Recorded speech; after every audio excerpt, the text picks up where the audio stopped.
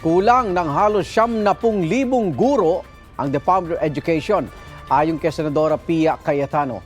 Si Cayetano ang budget sponsor ng DepEd sa Senate deliberation ng proposed 2024 national budget. Sabi po ni Cayetano, balak ng DepEd na kumuha ng 20,000 guro para sa susunod na school year.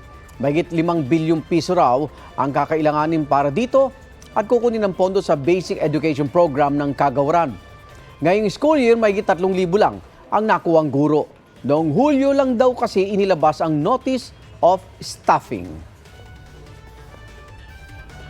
Igan, mauna ka sa mga balita. Mag-subscribe sa GMA Integrated News sa YouTube.